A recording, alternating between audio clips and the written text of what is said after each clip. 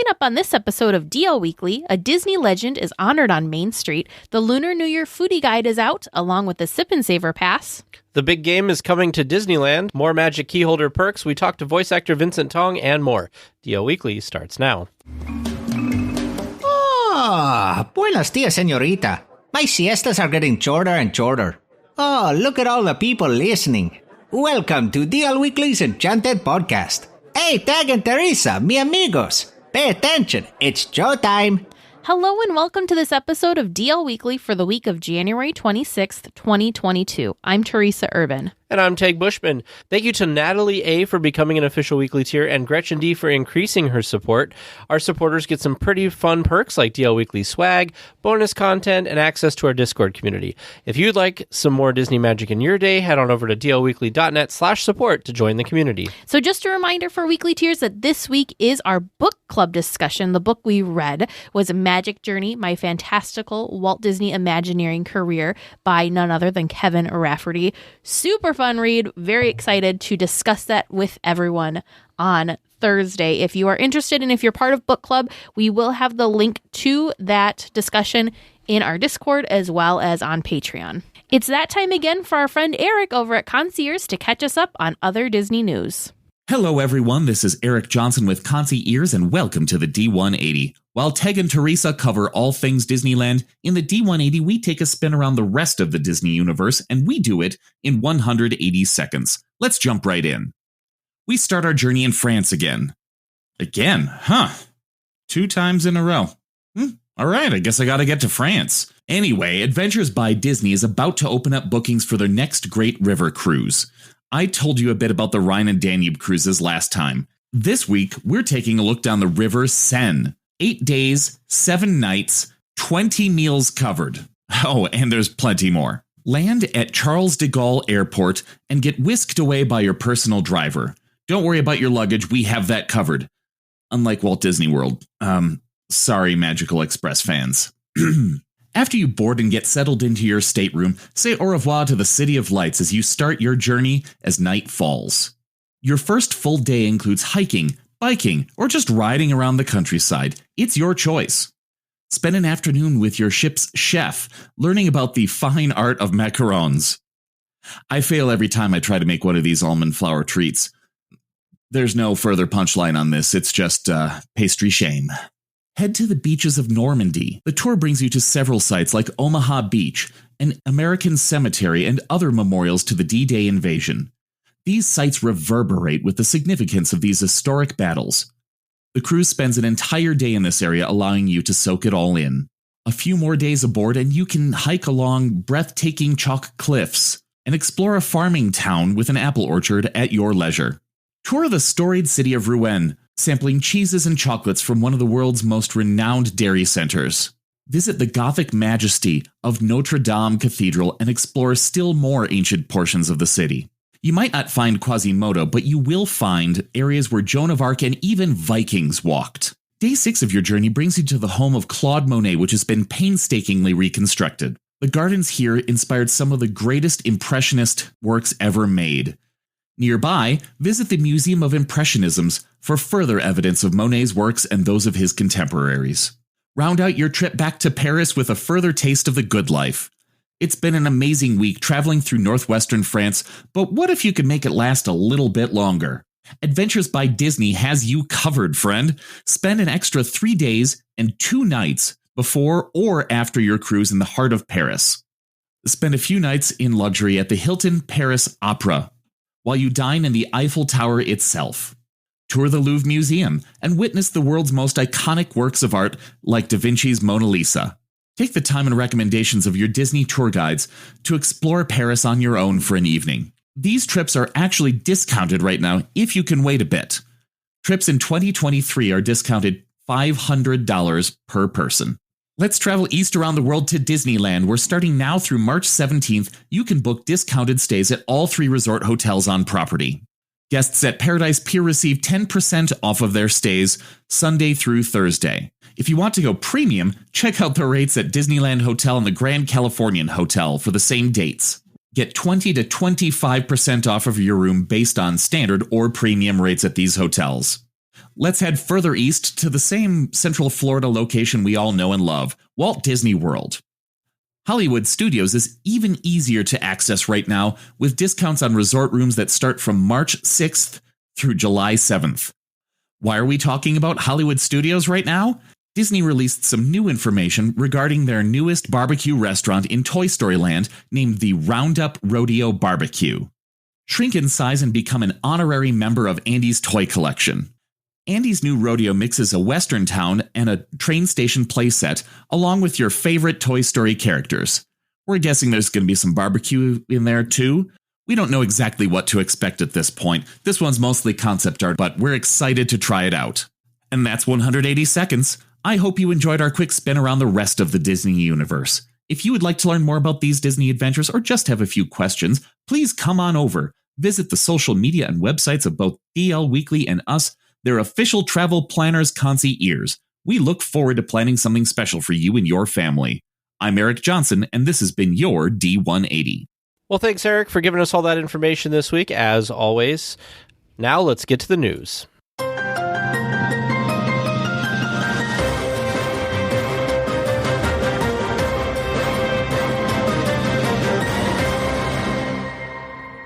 A new proprietor has taken up residence on Main Street. Dave Smith, the creator of the Disney Archives, received a window on Main Street above the Fortuosity Shop. The window says, New Century Historical Society, Dave Smith, Town Archivist, preserving, protecting, and presenting our fond memories of the past. Dave sadly passed away back in 2019 before he could receive the honor of the window.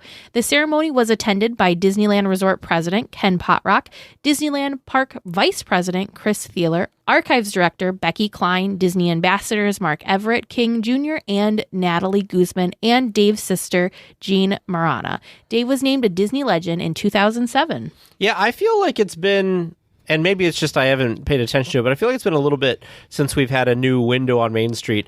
And I love the location of this one because I feel like a lot of the windows up to this point have been like facing the middle part of Main Street. This one is too, but it's above the Fortuosity Shop. It's that little section that like pops out. Yeah. So you kind of get to like pop out.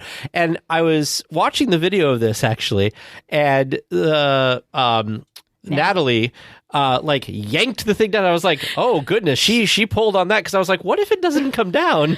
Because there was like a curtain over it. Yep, she made sure it was going to come down because but it was very cool. Yeah. Like because they like Tag said there was this like fancy red curtain above it, so you could not sneak a peek at it before the ceremony. But yeah, it's very neat. You know, I was really excited that Dave Smith was going to be getting a window because I, for some reason, had this tickle that they were either not really doing windows on Main Street anymore or they're being way crazy selective. So it's such a great honor.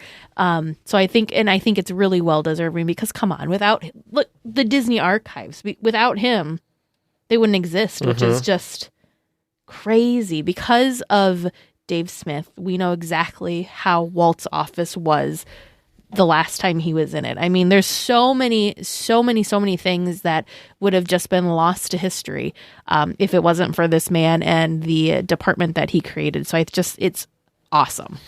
Also, the Blue Fairy was there with Geppetto and Jiminy Cricket and Pinocchio. They sung When You Wish Upon a Star. Really cool. I feel like this one seemed to have been kind of a big deal there on Main Street as well, because like I said, when I've seen these before, I feel like they're a little bit more off to the side kind of thing. This looks like it took up most of Main Street and had characters and everything. So maybe it's didn't pay attention before, but I'm going to start paying attention for the future. But what an awesome thing. And for those of you listening that don't know, there are windows on Main Street that are basically it's recognition of people who have made some type of contribution to the park or to the Walt Disney Company. They also have these, of course, in Disney World and some other parks around the world as well. But Disneyland's kind of where it started. So next time you're in the park, if you have time, I highly recommend looking up above, usually on the second floor of the buildings down Main Street, and there's a lot of windows there.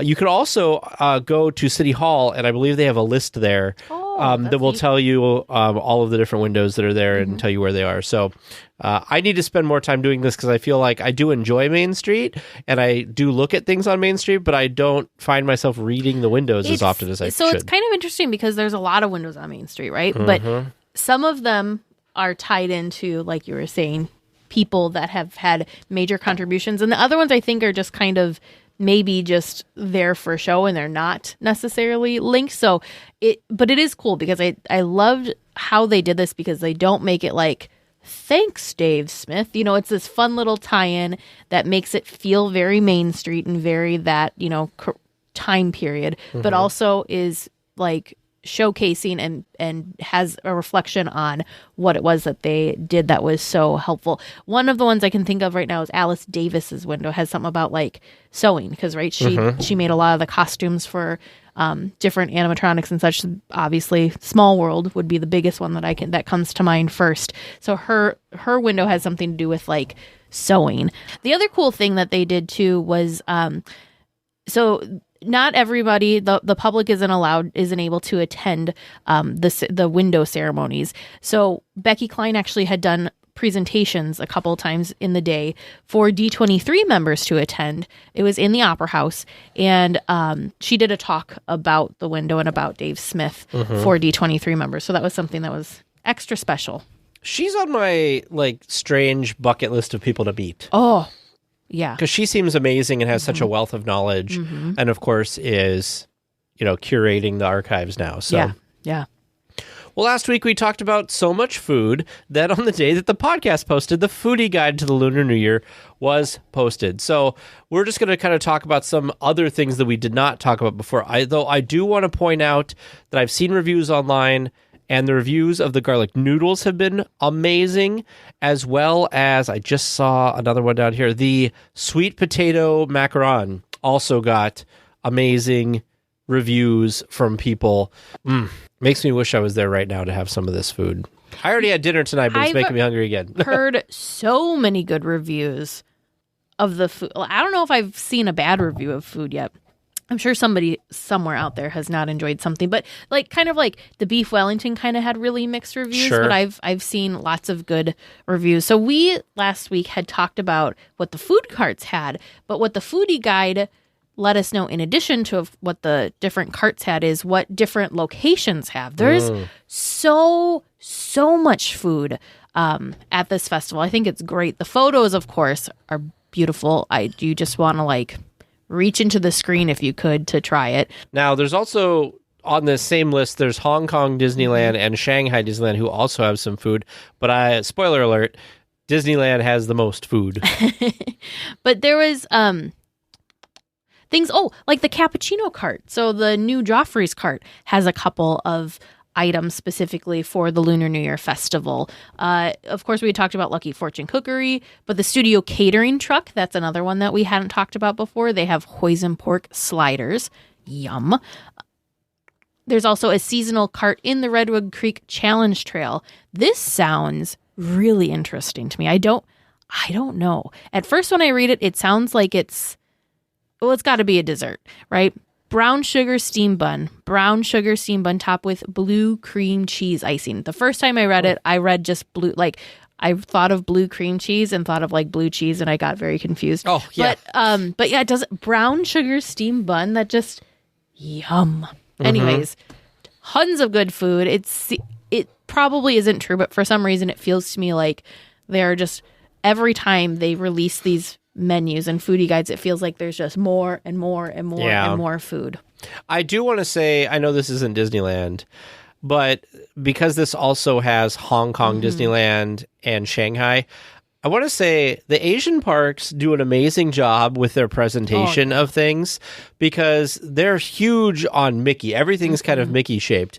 And some of the pictures in this thing, we have it linked in our show notes, have some of these cute little things with all these Donald waffle. I don't think I've seen a Donald waffle. But look at this dessert thing. It all looks so good. Anyway, that one it's got Lotso Bear from Toy Story.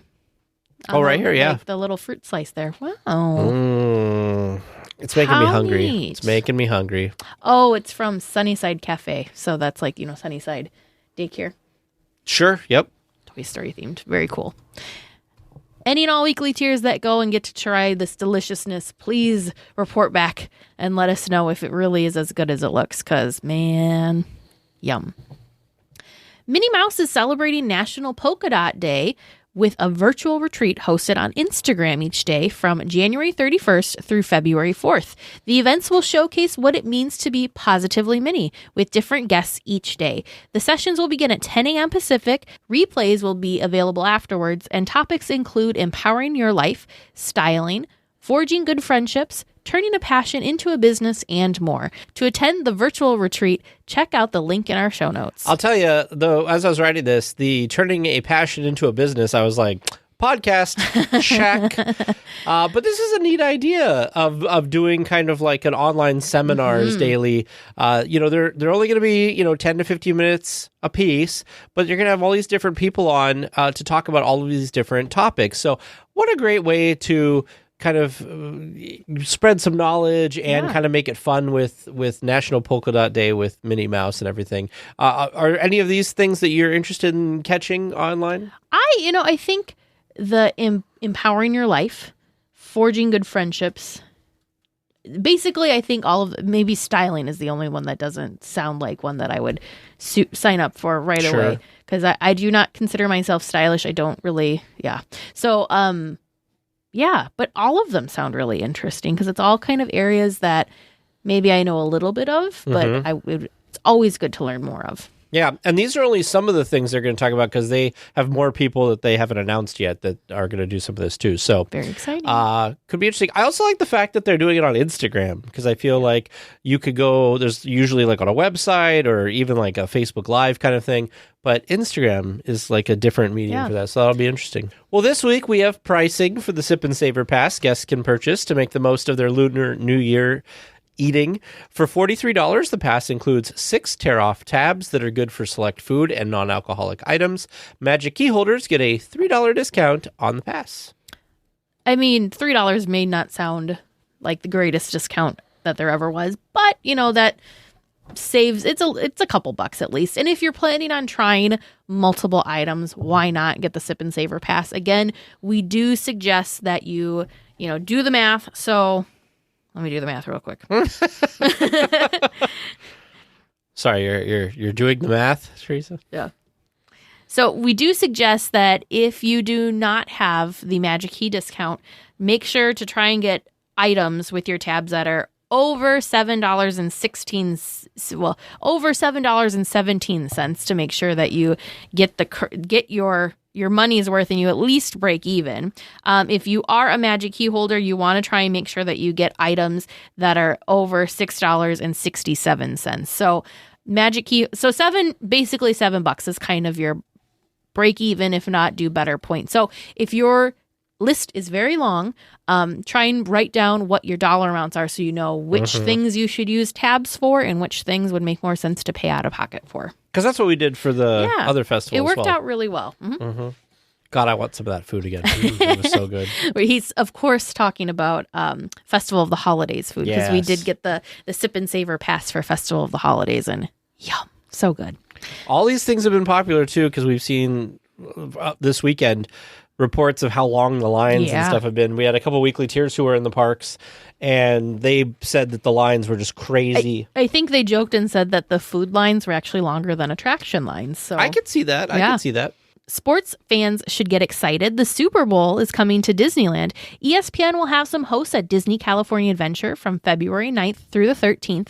Personalities include Super Bowl champions Ryan Clark, Booger McFarland, Teddy Bruschi will be there, as well as Hall of Famer Randy Moss. They will be at the Paradise Bay viewing area at various times those days. For specific times, check out the link in our show notes. Downtown Disney will also have some entertainment February 10th through the 13th between 1 and 7 p.m.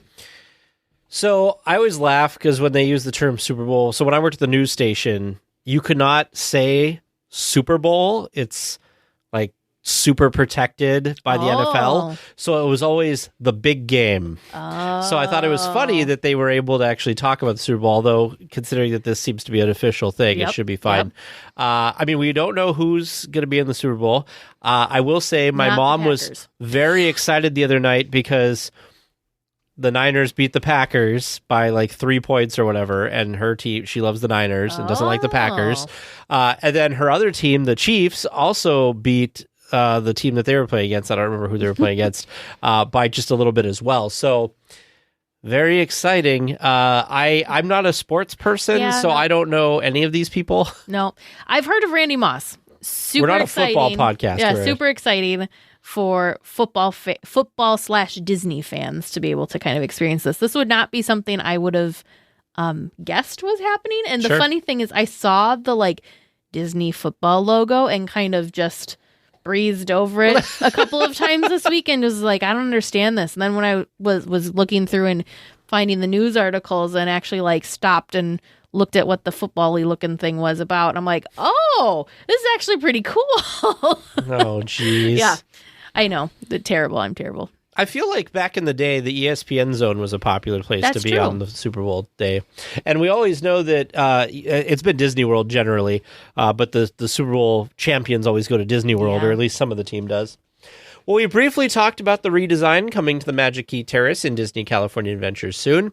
The Orange County Register had an interview with Kim Irvine about the newly designed location. She described it as Magic Key holders having a location that they could call their own, like Club 33. The location will have reduced capacity as the renovation is completed in phases over the next few months. Some of the changes will include new furniture, lighting fixtures, draperies, tile work, stained glass, and murals inspired by a pair of adorable animal mascots. The mascots will be a peacock and the fan favorite Disneyland cat who often visits this location, Nutmeg. I seriously can't get over that a Disneyland, like that they're incorporating Nutmeg, a Disneyland cat, into this new and improved Magic Key Terrace. I think that's just crazy. We do have to mention, we don't quite agree with the whole comparison of this to Club 33. Will it be a members only type experience? Yes, but I don't think it's like apples and oranges. You can't really compare the two because Club 33 is its like own awesome, amazing thing. This is just like a fun special perk for Magic Key holders, but it will be exclusive, so it will not be crazy busy like maybe other dining locations. I really love the concept art of this place, though, and perhaps it's because there's lots of teal in it, and I love the teal in our logo color. Well, the other thing, too, is when we were there and we ate at the Magic Key Terrace, it did seem kind of plain and whatever. So this concept art really looks like they're like sprucing the area up. And I think it's, for Magic Key holders, this is a really neat kind of addition.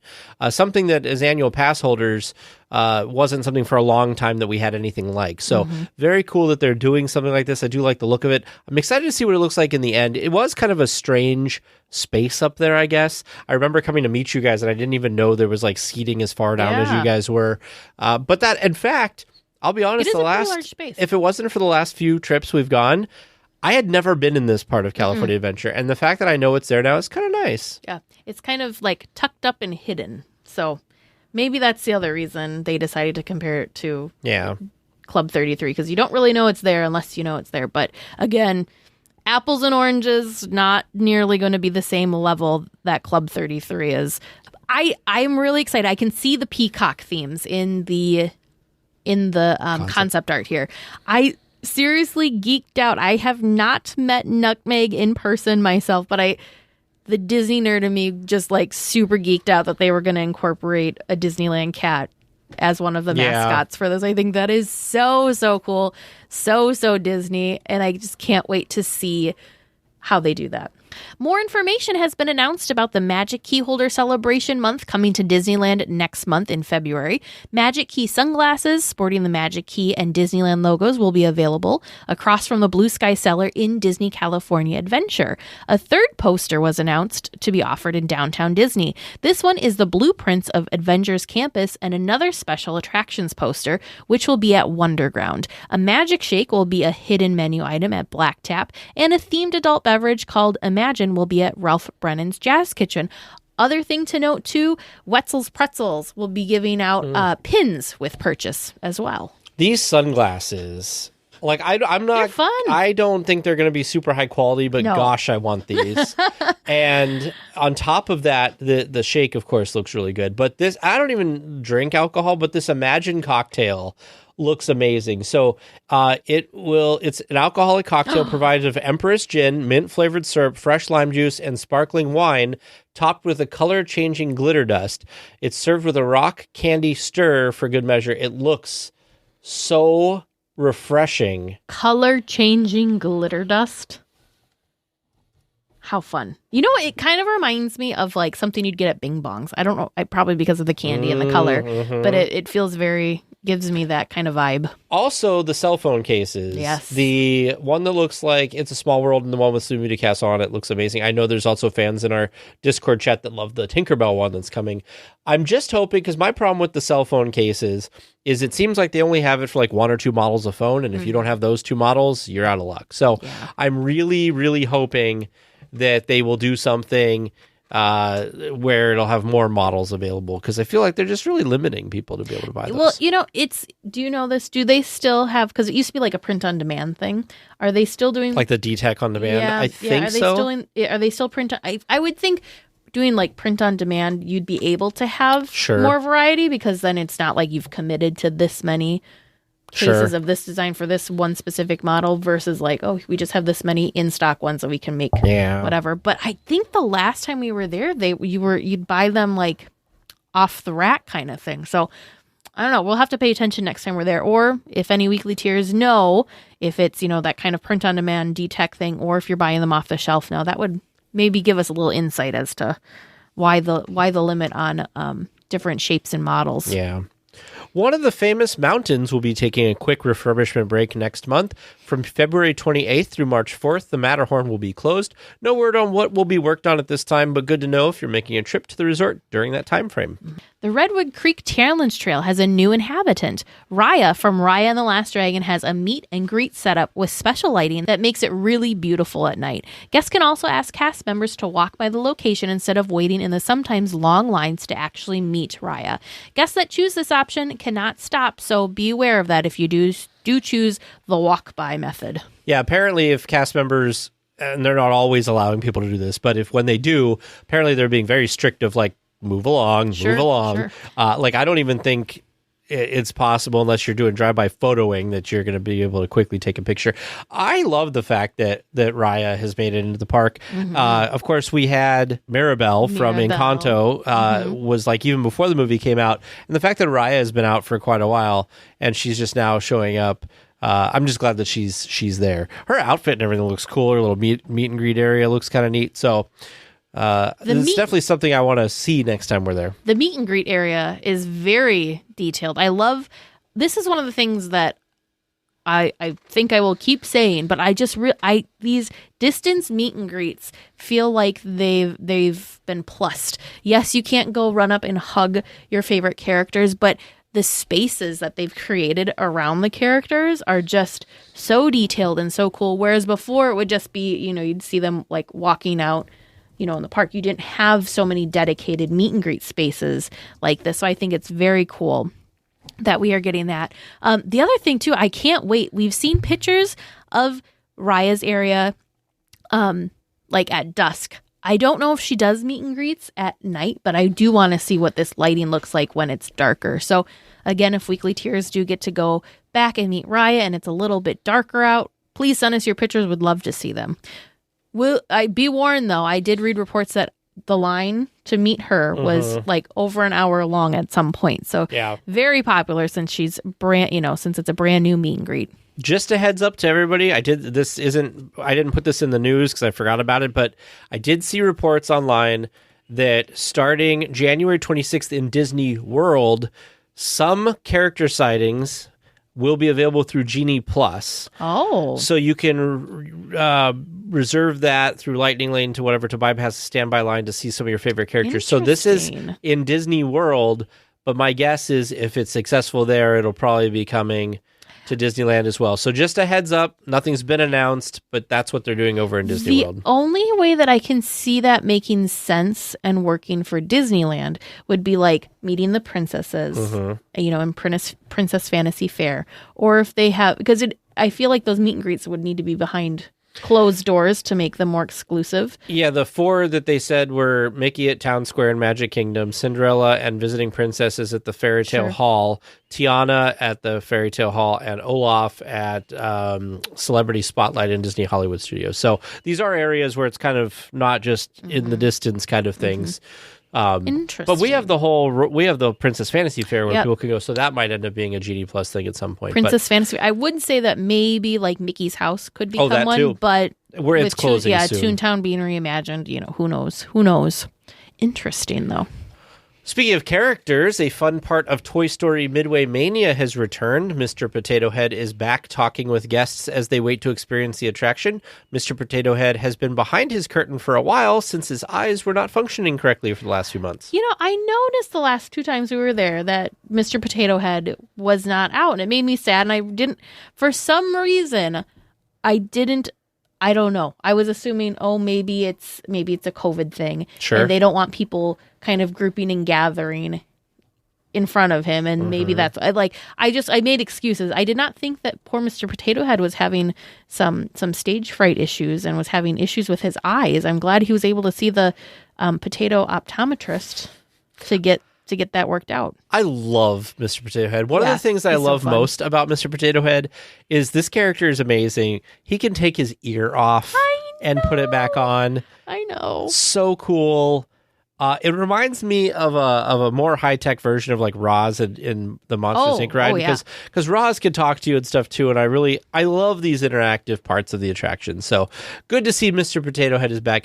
I always just remember at the end of it might have been Toy Story 2, where like a post-credit scene or whatever, they've got Mrs. Potato Head, like, oh, don't forget to pack this and that and the other thing. It just keeps going on and on. It's like, oh, and your Play-Doh, and it like squishes all of his parts out and everything. And your angry eyes. Don't forget your angry eyes. Anyway, sorry. I love Mr. Potato Head in Toy Story, so... The Plaza Point Holiday Shop is hitting its second holiday with Lunar New Year. There is still Christmas items for purchase, but the shop has some select merchandise for Lunar New Year. In addition to the merchandise, there's also some cute decorations scattered about, like firecrackers, lanterns, and more. It's neat. Like, that's what they said when they built this place, that it was going to celebrate the different holidays as time goes on. Of course, we went through Christmas, which was like it's big push because it's the holiday shop. It's mostly Christmas, but then also has these other holidays. So I love the shops, especially on Main Street, that do all the decorations. Halloween, they've got like the crows around in some shops and stuff like that, different holiday costumes. But this one's kind of cool. I like the lanterns and the firecrackers and stuff like that. It's neat. The fun thing about this too is it's some of the like Lunar New Year festival merchandise that you can also get in Disneyland at Plaza Point. So I think that's kind of fun too. It's because from what I remember in past years anyways, all of the dedicated Lunar New Year festival merchandise was kind of just in one location. So it's nice that there's multiple locations to be able to pick up these kind of things. And of course it fits very well into the holiday shop because this is exactly what the holiday shop's all about. Well, you're going to be excited about this one, Teresa. For those weekly tiers who need to add to their mini ear collection, some new designs have arrived. First is the gold sequined bell ears, which feature a cartoon bell on the ears and a gold rose in the center of the bow on top for $34.99. The second set is a new take on the classic Minnie design with a white bow with red polka dots and a black sequin ears and band for $29.99. The third pair are themed after Sleeping Beauty Castle with a pink sequin bow and a studded gold D in the center. Black ears covered in images from Sleeping Beauty in gold and colorful accents for $29.99. Then there's the Play in the Parks ears, which are like the existing Mickey balloon ears with blue and yellow Mickey shapes, which light up for $32.99. Finally, the Amethyst mini ears, which feature colorful sequins, mostly in purple shades with a giant bow for $29.99. The Sleeping Beauty one, beautiful. Yeah, the top of this list, my favorite is the Sleeping Beauty Castle ears. They look, I'm glad that they kept them at $29.99 because they honestly kind of, for some reason, they remind me a little bit of what we were seeing from some of like the designer ears. Sure. So I feel like I wouldn't have been surprised if they would have had a higher price point on this one. So I'm super glad that they did not make them crazy expensive. And I also really love the amethyst ears. The amethyst ones reminds me of the 50th anniversary for Disney World kind of look with that iridescence. They do, yeah, because the sequins on the amethyst ears are just really beautiful. I just love this design on the Sleepy Beauty castle ears. I'm also a sucker for anything that uses the Disneyland I love, it's such an iconic image to me. It's great. Well done, Disney. Well done. Psst, avast there. You come seeking questions and long-lost Disney information, eh? Sure, you come to the proper place, but keep a weather eye open, mates, and hold on tight, with both hands, if you please. There be squalls ahead, and James and Vern waiting for them what don't answer correctly. Well, welcome to Trivia Land, where this week we're celebrating a bunch of listener questions. So you can only blame them, not me. But you picked them. I mean, that is true. So, fine. I will take like 5% of the blame. Oh, okay. 5%. So let's just jump right into it, huh? Our first question from Jill M. In the Pirates of the Caribbean attraction, when the woman is selling the chickens, there are 4 people standing waiting. What is the woman in the brown dress holding?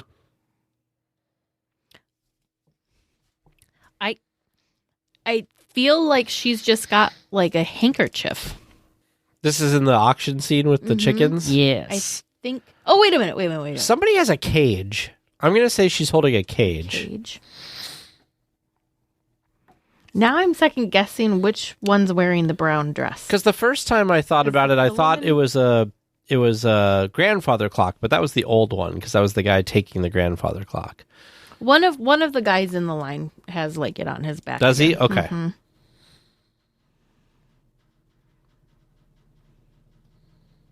I think I'm going to change my answer because I think the woman that only has a handkerchief, I think she's wearing a yellow dress. But I think the one in the brown dress is holding a chicken. Oh. Ooh. I think she's holding a chicken. She might also have a handkerchief as well. Now, I think the big thing's the chicken. If the chicken is in the cage, do you get the point? I will award the point if the chicken is in the cage, and that is the But I correct don't answer. get the point if I said cage? I will still give you a point. If it's Thank you. only a chicken, though, no point for If it's only If the it's a chicken. chicken But in if a it's a chicken in a cage, Yeah. yeah. You That's- two are covering your bases together. That's totally like usual. fine. Now I really hope it's a chicken in a cage so that we're both right and remembering it differently. It'd just be so perfect. wouldn't We'll it? find out. That would be... Our second question comes from listener Chris Y. In the Haunted Mansion, why is Uncle Theo's bust broken? Is that the with the singing busts? Yes. Why is it broken? I know this. I think because the spirits were having too good of a time. No, Would you like a hint? Yes. It is not a thematic choice, rather a technical choice. Was it? Oh, it's hiding something. Is it How much you hiding wanna bet something? It's hiding something. Is it? It's got to be something with the way the projections work on It's that. hiding the projector. It's hiding the projector. No, the projector's The projector's like under the thing. It's hiding something. What is it hiding? Is it? What's behind the singing bust? Is it? Just like the... Maybe there's a speaker back there or something yeah, that maybe it's a hiding. speaker, but... I will accept hiding something as a generic. Woohoo! defense I'm going with answer. hiding something. Hiding something. All right. Why? That's not right. Our third question comes from listener Stephen S. A representation of the Death Star can be found in the queue of which ride? A representation. And let's not talk about these Star Wars attractions. So it's not a Star Wars attraction? Not a Star Wars attraction. Ooh. A representation of the Death Star. Oh, I'm going to guess that it's in Web Slingers because that was a big thing in Spider-Man was they had the Death Star Lego. Yeah.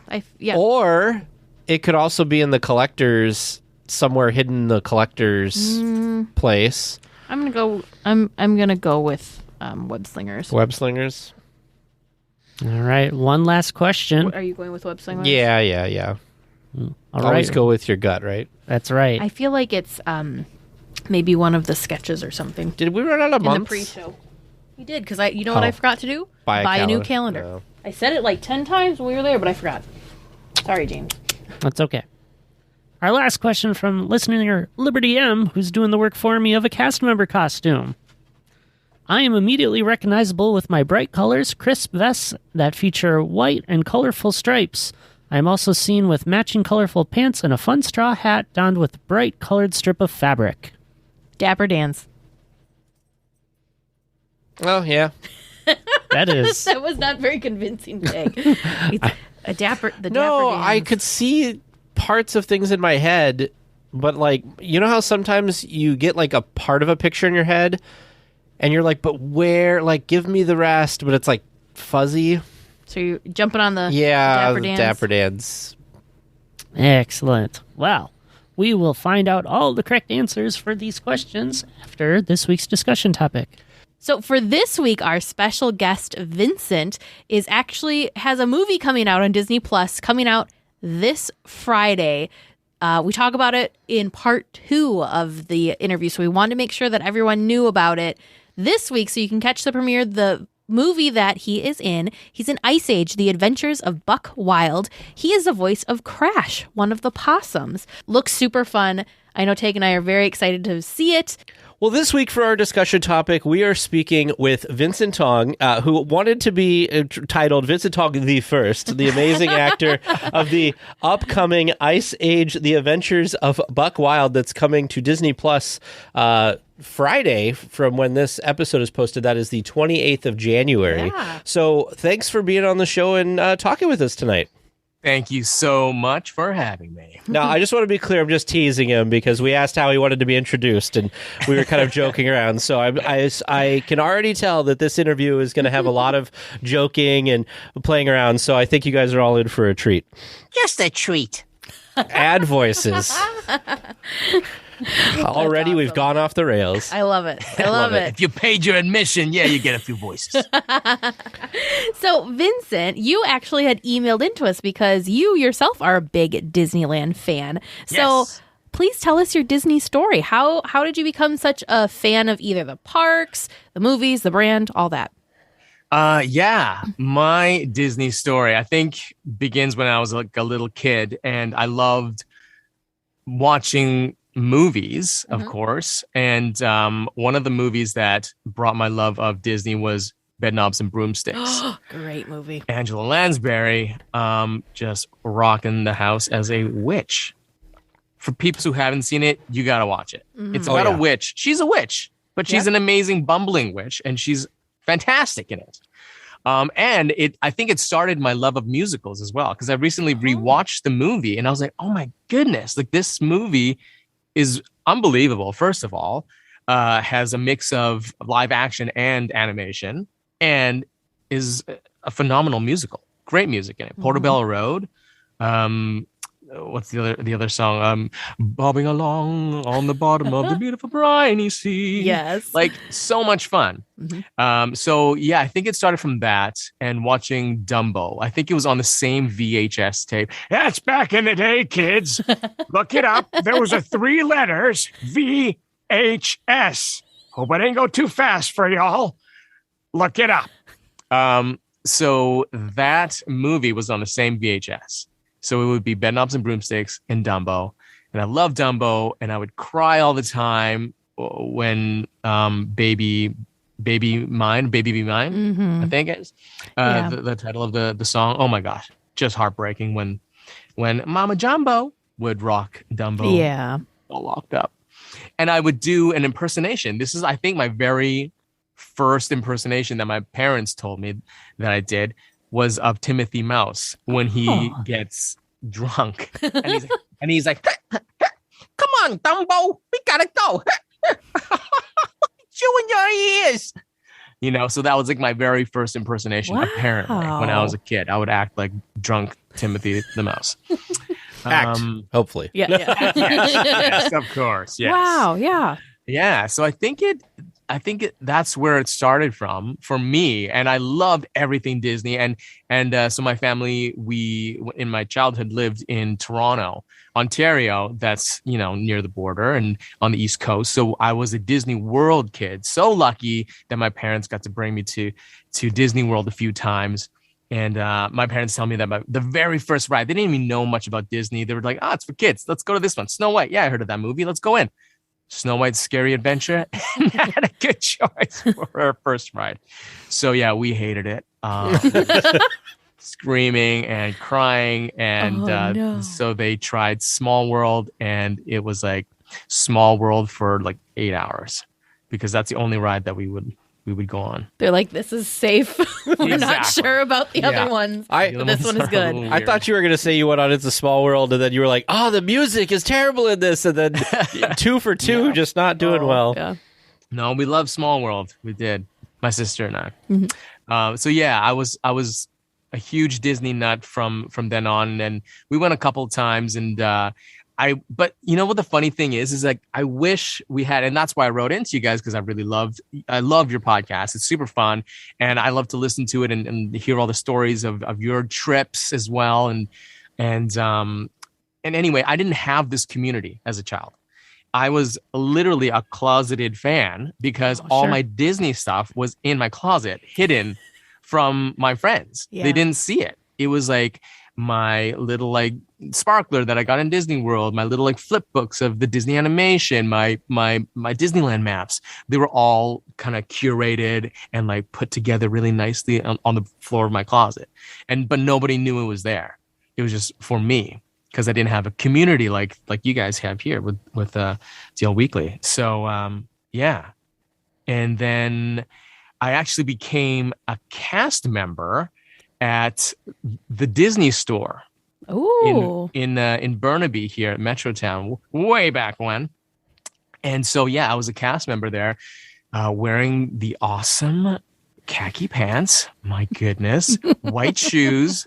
They were like bricks, and an aqua yarn cardigan. Yeah, it was really pretty. It was gorgeous. But I loved it. I loved working there. And that's when I learned about being a cast member, and where you're not wearing your uniform, you're wearing your costume. And when you take a break, you're taking an intermission. Like, Vincent, you can take your intermission now. I'm like, thank you. I'll just go backstage.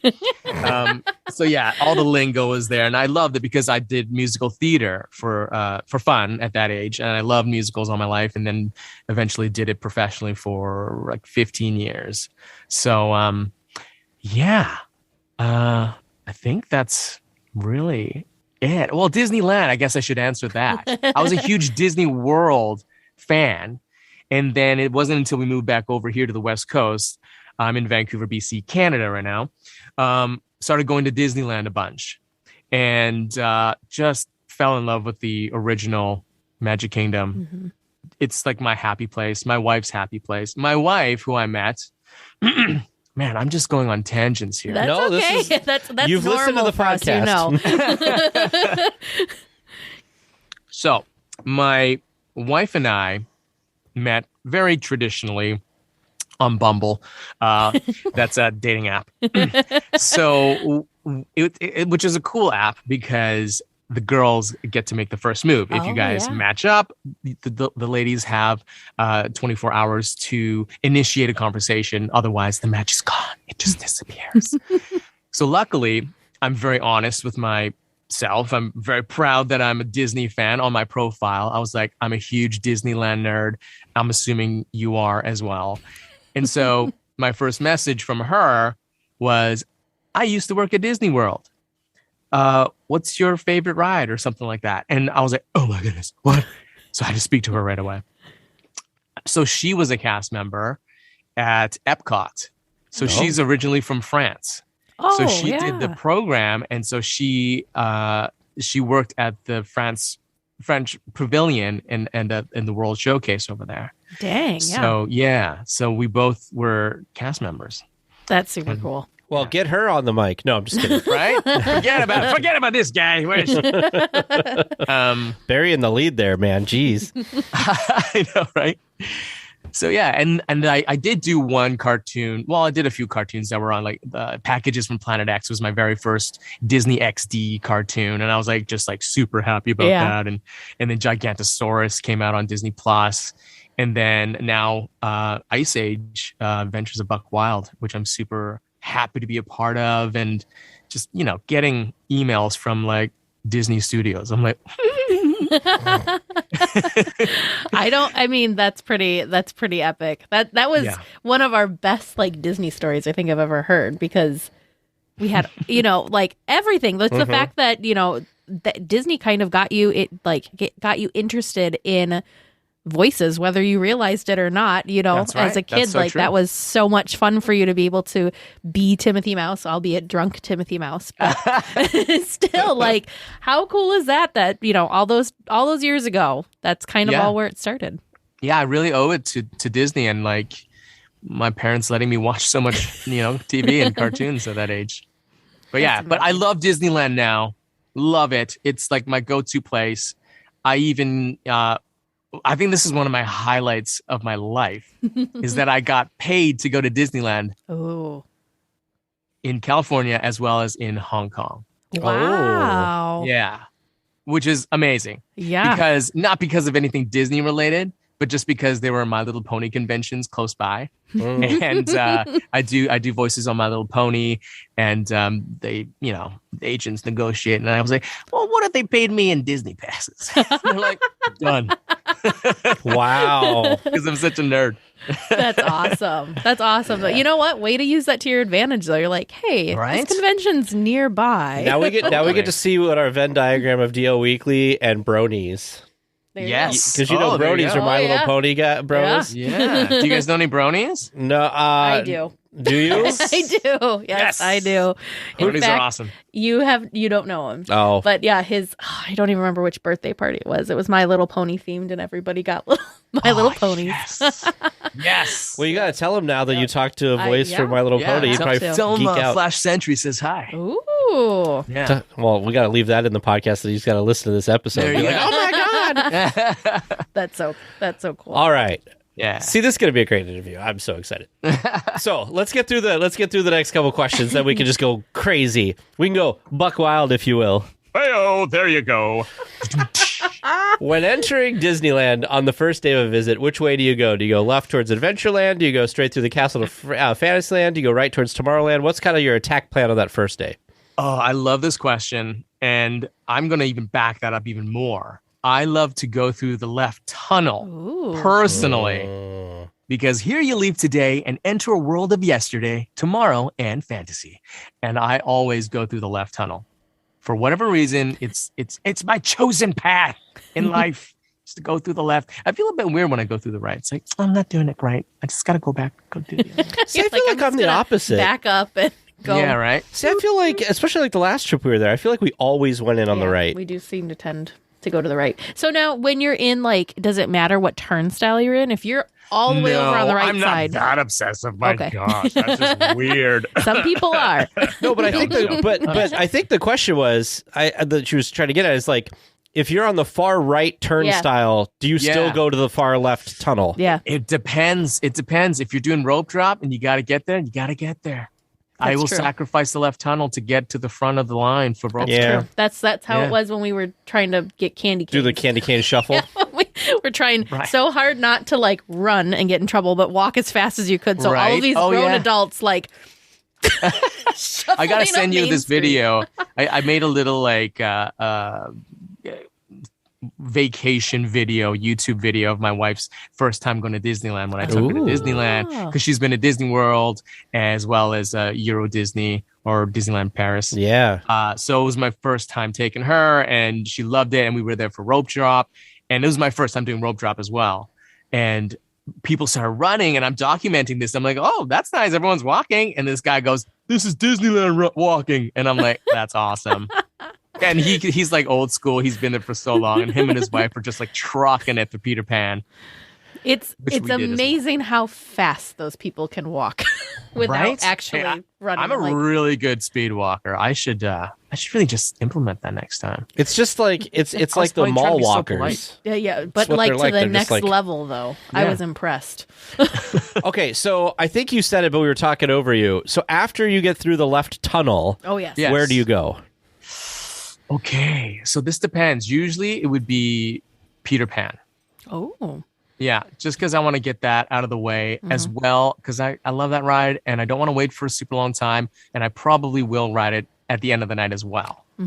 But I just know that I can do that and maybe Matterhorn and then Space Mountain. But this is the thing. I had a whole strategy down, like so many people, with the Fast Pass. And then with the Max Pass, I like got that stuff nailed. And now, Genie... yeah, I guess we'll see how that goes. Well, and there goes your it's- future Disney contracts. No, I'm kidding. I love Disney. Genie Plus is amazing. That's right. Our passes are going to yeah. get canceled too. It's fine. It's Right. Oh, it's jeez. interesting. I'm trying to be stay positive and be like, they're working out the kinks. But Yeah. the longer the time goes on, the more I'm like, I mean, see, the thing is, I think for us, because you guys are in the Midwest as well. We're not from California, Yeah. so when we went there, I mean, I don't know. Did you guys have annual passes? we did. We Yeah. do Okay, so currently too. So the Max Pass was included for y'all. We could pay extra. It was like $100 or something to add to the Okay. pass. So for me, every time I don't go very often. So when I went, I would have to purchase it anyways. Yeah. So this isn't a huge difference. It's the only difference is that you can only book it the ride once in a day. Yep. Yeah. You can't. So we would strategize and just keep booking Haunted Mansion 3 times. Yeah. But now you can't, and it's sad. Mm-hmm. No. It's very Yeah. sad. And then you've got the ones they have to pay extra for too. So Yes. And depending on the season, if it's $7 or that's true. $18 or Dynamic pricing, ladies and gentlemen. whatever. Yeah. Well, somebody's got to pay for Bob Chapek's, bonus that he got He again. deserves. Anyway, moving on to our third question. What is your favorite attraction? Oh, that's a good question. It is. It always it's hard. changes. Yeah, it's very hard. I think in Disneyland, it's gonna be it has to be a very unique Disneyland ride, which is Indiana Jones. Good choice. It's the only one of its kind. Well, I guess dinosaur, but it's not the same. Yeah, it's not the same. Just like the theming, the music, the Imagineers, what they did inside is just spectacular, and it's like a thrill ride, without having it be a roller coaster. What I love to do is get on the back seat. I thought the front was the best because you could drive, and I like to get scared by the snake. But the cast member was like, the back seat's the best, right? And it is. I sit in the back and I don't hold on at all. I just let the seatbelt secure me, and you just get jostled like crazy. But You yes. I've been telling people every time I get on Indy, I tell people, especially people I haven't been on before, is not in the front row. The front row, this doesn't work on really. But if you're in the second or the back row, there's a spot where you can put your feet that's kind of angled. And if you push your feet down against that, you'll actually lift your butt up off the seat. So your legs are pushing your back into the seat, but you're off the seat. And you don't hold on. And then as it bounces and moves around, you move a lot.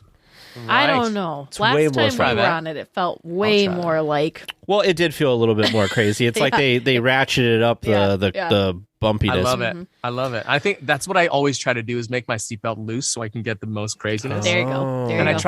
try to do that with Guardians as well to get a bit more lift. Yep. Oh no, that's not me. I'm like, can I get this tighter somehow? he No. likes the back corner where he can. I wedge grab himself. I wedge in the corner and I grab onto things, and the only time I let go is when I'm like, I gotta look brave for the picture, and then I do it, and then as soon as it flashes, I grab back on. He You does. hit your angle and everything. You like turn. You like Yeah. And down. Like I put my hands up, hit it. and I can just feel it, and then it's like flash, and I'm like, and we're back. Nice. At least you got the timing. You're brave enough to do that. My wife is so scared. She doesn't like the right side of the seating because there's a little hole, there's a little square. Oh, yeah. If you look up, I don't know what it's for. Yeah. In case I guess people need to crawl up, but she's scared she's gonna fly through the thing. Yeah. I'm like, come on. You're good. Don't worry. We have had cast members like joke and with the people. Oh, really? Like, Check your seat. You better have your seatbelt on. Like, well, you see, you got to ride it if you enjoy that attraction. Like it sounds like you do. You've got to ride it with producer Vern because he puts his hands up and he waves back and forth with the music, like the whole ride. He never touches anything. I love it. That's the same way I do it. Yeah, and I'm like, what is wrong with you? It's the best. I even like go as far as putting my wife's like purse on my lap just to watch it go. Just kidding, Disneyland. I don't do that.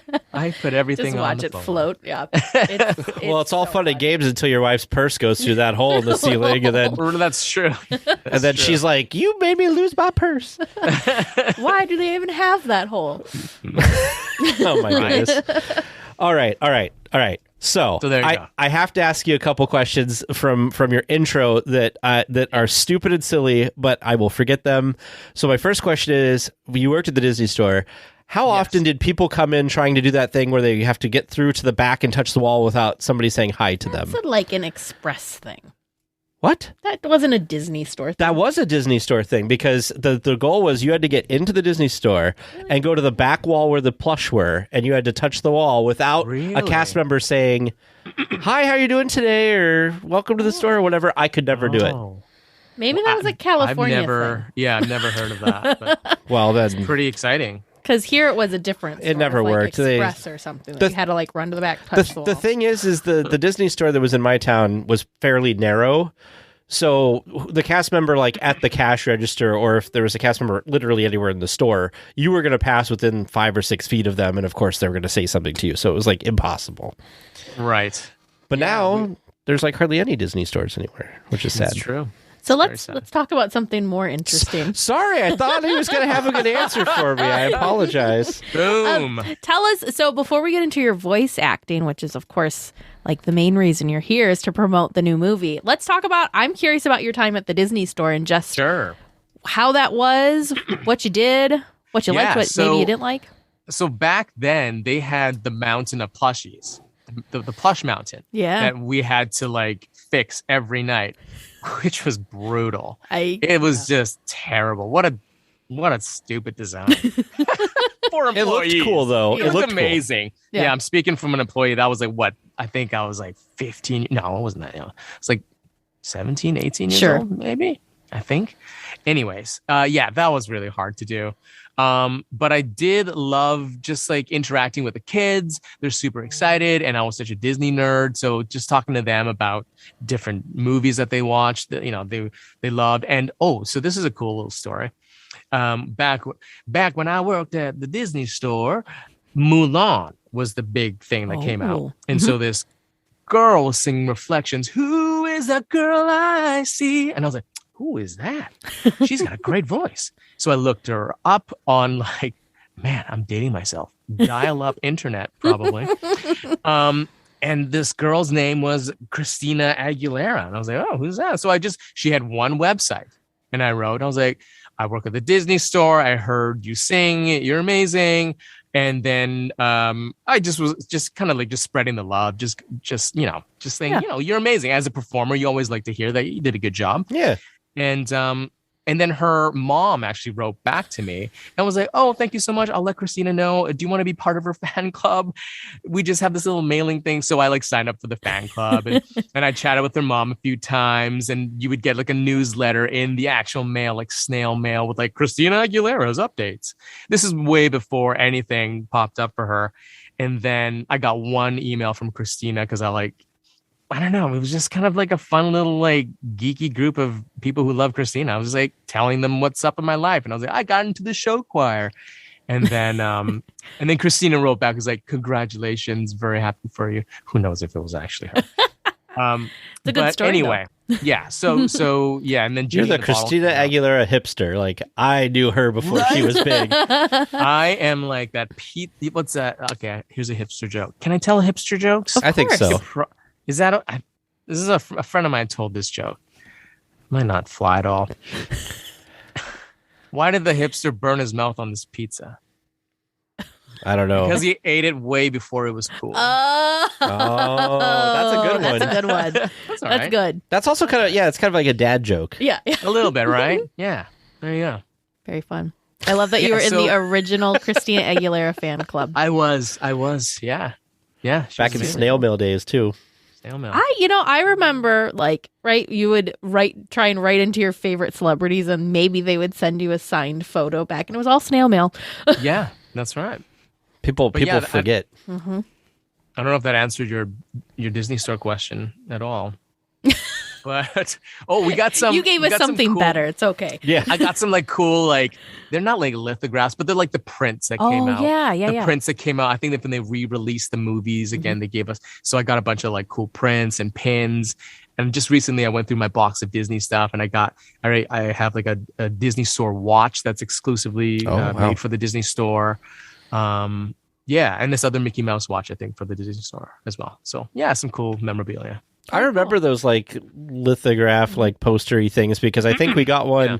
I think I still have one somewhere at home. That's one from Lion King, and I think there was one maybe from Beauty and the Beast or something. Was it crazy there when they'd have the re-releases of the VHS? Yeah, it was nuts. And I remember I was working there when they released The Rescuers or re-released The Rescuers. And then there was a frame, which I don't know if you guys remember this, but there was a frame in the movie, in the re-release, that there was one frame of a suggestively dressed woman was in a put window into it. Yeah. And so they had to recall all those videos again. Oh. And I thought that was amazing that this happened. Doesn't that just make you wonder, how did that, how easy or not easy is it to get those things just kind of snuck in? I think all the way to then, production. Yeah, I think back then I know some animators. They're a crazy bunch of peeps. But the thing is how did somebody see that? Or you know what I mean? I don't know. Yeah. Well, I mean, look at the way we look at movies now. We go, that's an Easter egg from that. This reminds me of this. Yeah. This is a little hint for this new movie. So I think people were always nitpicky. They just didn't have YouTube to tell everyone about it. That's true. Yeah. I'm always impressed. This is off tangent, but I'm always impressed with We've people, gone off tangent. with people that can see that stuff. Because Encanto just came out. Yeah. And the people that picked out you can see Bruno actually walking in the balcony on this one scene. I'm who noticed that? But you can. So this last time we watched it, I was paying attention to the background and I saw him. I was like, whoa, who figured this out? It's in the song. We don't talk about Bruno that you can see him walking. But you know what fascinates me about this? So I'm watching, probably a lot of people listening to this too, Book of Boba Fett. And there's Alex over at Star Wars Explained. He does a breakdown video he must be up at midnight or whenever the thing goes on Disney Plus, and he watched it and he makes a breakdown video. And so often he's finding, you're saying, these little details. I'm are you going frame by frame? How do you do this so quickly that by the time I wake up in the morning and see there's a new episode, you already have a YouTube video about it? And I understand logistically you have to be one of the first people, otherwise somebody else will make it and then nobody will watch yours. Yeah. But how do you get all that information together? How do you see, in this back frame there was this thing going on, or Bruno? What was his answer? I didn't ask him. Because here's what I think. I think it's a group of people that are okay, guys, we're going to make this YouTube video at 1 a.m. Everyone has a section of the show to watch. That's speculation. Yeah. But I think that would be the easiest to get it done, at least. It might not be enjoyable to watch the bottom left corner of Boba Fett the whole time, but right. Maybe you get it done. Maybe. I don't know. It's always just crazy to me. I'm who sees these little tiny things? Yeah. It's crazy. I also think that there are some people that are just really attentive to things. And so they can look at whatever and they can see everything. Because there's a bunch of times where people will be like, did you see that? And I'll be like, what? But James is the opposite of this. I'll watch something with James and I'll be like, did you see that? And he's like, what? And I'm like, okay, at least I see a little bit more than at least one person on this planet.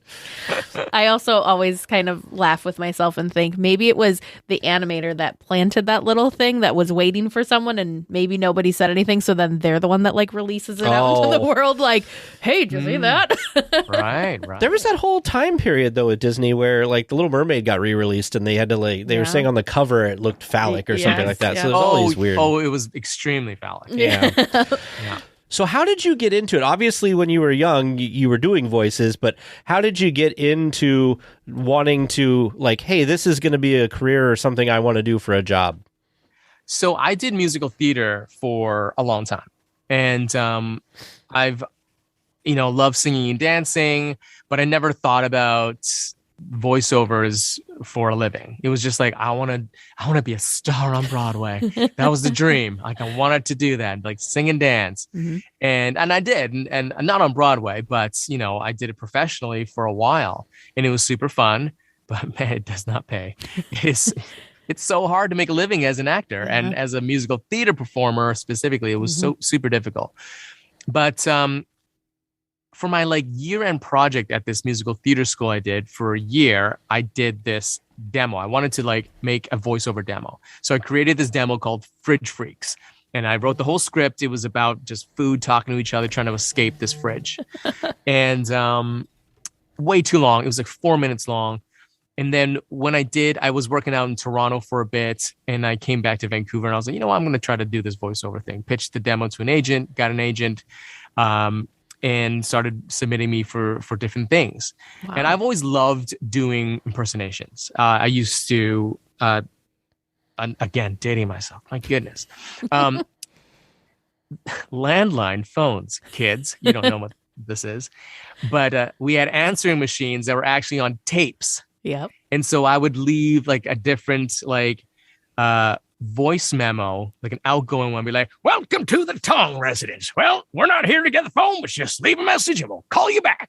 Something like that. Yeah. And then, just made a whole bunch of like every week was a different one. And my parents' friends got really annoyed and I had to stop. And so, I love slapping down all those voices. And then finally, after audition, landed a job. It was called Sushi Pack. I played this big piece of tuna called Toro. And he was really fun to do. And worked with a bunch of amazing, prolific voice actors and got to just like sit there and just soak everything in. And then my very next job, I think was, I don't know if it was Iron Man, Armored Adventures, or Death Note.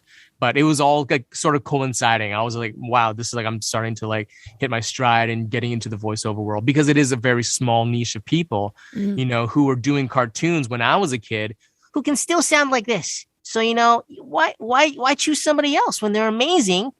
They're 80, but they still sound like this. So, you have like in the States, you guys have like Frank Welker, Jim Cummings, like amazing voice actors who have been doing this forever. And they're so talented. And they don't do it for the money. They do it because they love it. They enjoy it. It's a great job that we have as voice actors. So that's really where it began. As well, you can see a lot of voice actors are musicians or singers because you have to have a good ear, and be musical and just kind of like hear where you can put different sounds in your mask or in your throat or in your nose. So yeah, that's where it started.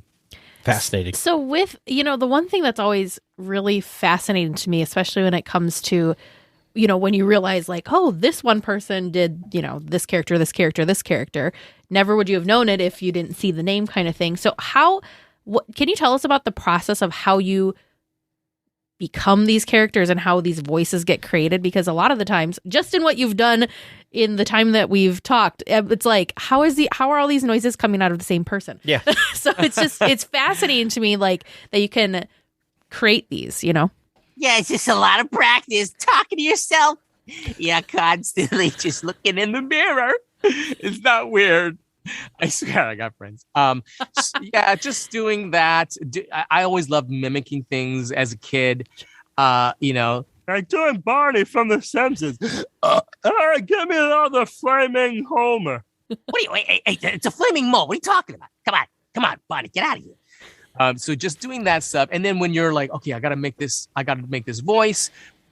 So maybe he's a little bit like, I did this character called Jestro in Lego Nexo Knights, and they asked for like a Steve Buscemi kind of thing. So I watched Reservoir Dogs, and I started talking like, hey, I don't tip. What are you talking about? Yeah, Steve Buscemi. So I started doing Buscemi, but then I'm like, hey, he's a bit serious.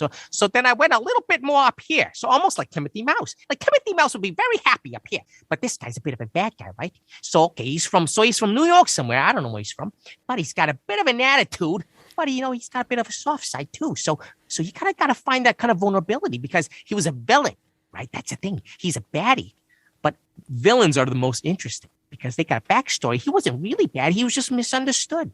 So you got to find that vulnerability within this character as well. And then you present that to the producers and the directors. And so you get that feedback. They'll direct you and redirect you. And that's, and then you kind of like come to this like happy marriage of where the producer and the networks are happy and something that hopefully you can sustain as well. So yeah. Wow.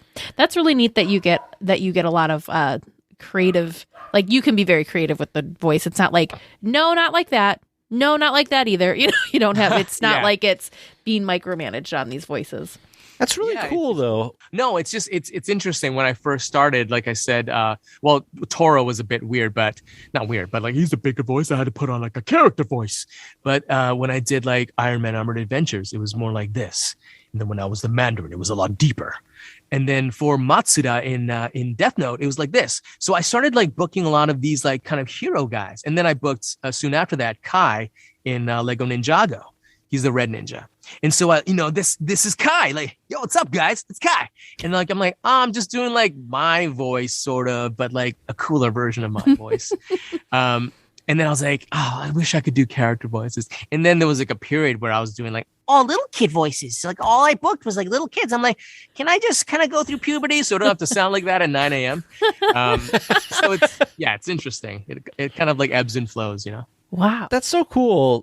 I love that you explain the process because obviously, you hear all the time about, not voice actors, but like actors that are on screen going through doing a lot of research. I mean, like a famous one, right, is like Heath Ledger doing like the Joker, right? Like had to come up with this whole character and he like lived in it, and I can't remember who's the other guy who always does that. He played Daniel Batman. Day-Lewis. Daniel Day-Lewis, but also like who's the guy who played Batman in the Dark Knight? People. Oh, Val movie. Kilmer. No, George Clooney. Best ones. I'm just naming the best ones. Michael Keaton. Michael Keaton was a great one. Bennifer. What is his name? Well, whatever. But all these people, they go through this whole process of like finding the character and coming it. So the fact that you have to present all of that through just a voice That's right. is really interesting. And then also because you're so versatile with voices, unlike an actor where you can watch a movie and be like, oh yeah, that's Vincent Tong. Like I know him. Like we would, unless you're reading the credits, we would not know that you did the voices because you sound so different on different voices. Yeah. It's really cool. I love that aspect of this job and the fact that there is. I mean, not like being celebrities. I think like an A-list celebrity. I think that would be like very annoying. Yeah, to not be able to go anywhere without being recognized and people asking for your autograph and pictures and stuff like that. And camping out in front of your house. Yeah, exactly. It's a bit strange, and that anonymity is really cool for voice actors. Yeah. But we get to, as actors, we all like to be kind of pat on the back and have a little bit of applause. So, it's nice to kind of get your ego stroked at these conventions. I've been to Comic-Con a few times and My Little Pony conventions all over the world. So it's really cool to meet the fans and have your work appreciated and then go home or just go to In-N-Out Burger and just enjoy a nice burger. Until you start doing voices, and then people are like, "Wait a minute." I was like, "That was him." Yeah. So, of all the voices you've done, do you have a favorite voice or a favorite character that you've done? I feel like that's like asking someone to pick their favorite child. Maybe. Well, I have to just kind of represent Kai, Lego Ninjago. Because I think we just celebrated our 11th year of Ninjago being on, which is a phenomenal feat for a show to be on that long. So love doing Kai, love the adventures that we've been going through and just love the opportunities that it's provided me. Voice wise, like, I mean, I love doing Jestro in Nexo Nights, but you know, that show just didn't last. It was kind of sad. I do a lot of these, like, you know, guy characters who just sound like this, and they're always really cool. It's kind of like that Keanu Reeves kind of. Yeah, or like, I think like, just kind of like Brad Pitt. Any good-looking dude. Voice. They're kind of goofy and fun. Okay, one really fun one, which I think I loved just working with the girls as well, was Lolly Rock. It's on Netflix, I believe. And I played Mephisto, who is he has a twin sister named Praxina, and they're like bumbling idiots. They were sort of like based off of the Rocket team. What are they? The Pokemon, the baddies. Oh, Rocket. Yeah, I don't know their names. Man, I'm terrible. Yeah. Anyways, it was that guy, which is also, you know, it's interesting. So this voice, which is Mephisto, but if you do it in a different accent, it could be like, "Welcome, my friends." Gala from Indiana Yeah. Jones. So It's a little bumpy. Yeah. Yes, a little bumpy. Don't look into the eye of Mara. So it's just like, It's the same sort of placement, but just with a different accent, right? That's so crazy. yeah, it's kind of neat. No, it's funny because as you're saying it and changing it, I'm like, wow, I can hear the similarities. Yeah. But if you were to listen to them separate, That's right. that's crazy. Well, and then you also have, you know, the visuals going on too, which then That's right. sometimes Yeah. throws it too. That's amazing. So how long have you been voice acting then? Well, since Sushi Pack, I guess. So I don't know. Maybe over 15 years at least. Yeah, that's I think. incredible. I think so. Yes. As is pretty typical with interviews like this, we talked a little bit too long, too much for just one episode. So we're going to finish our conversation with Vincent next week. Do go check out Ice Age: The Adventures of Buck Wild, coming to Disney Plus this Friday, January 28th. Again, only on Disney Plus. It's okay. I'll be the only weekly tier without an answer. Make sure you send your questions to Producer James or Producer Vern at trivia@DLWeekly.net. Right. Welcome back to Trivia Land, where we get our answers that we've all been dying for. Our first question: in Pirates of the Caribbean attraction, when the woman is auctioning off the chickens, there are 4 people standing waiting. What is the woman in a brown dress holding? It's not a chicken, and it's not a chicken in a cage. She's holding a bust. Oh, we were so wrong. A bust. Speaking of busts, our second question: in the Haunted Mansion, why is Uncle Theo's bust broken?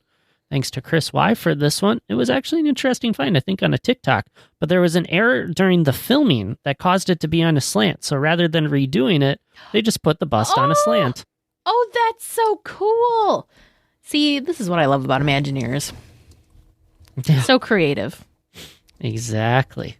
Some would say that was being lazy and they were cutting corners. Not me. That's creative. That is so fun and creative. And you know what? Makes it like that much more like better and more memorable of a scene versus if they were all just sitting normally. I agree. Happy accident. Mm-hmm. Our third question: a representation of the Death Star can be found in the queue of which ride? Thanks, Stephen S. for the question. Tag, you got there. Web Slingers, a Spider-Man adventure. Thank goodness I watch Tom Holland and everything. Do you remember did he say what it is? It is a Lego Star Wars or Lego Death Star set. Lego one. Dang, good Yep. job. Yeah, if I remember right, it is in the lab scene, somewhere in the mess where Tom Holland starts seeing the spider bots showing up. The pre-show area? There it Oh, is. yep, there it is.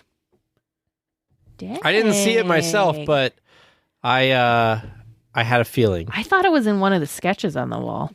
Our final question from listener Liberty M. Cast member costume immediately recognizable by my bright colors, crisp vests that feature white and colorful stripes. I'm also seen with matching colorful pants and a fun straw hat donned with a bright colored strip of fabric.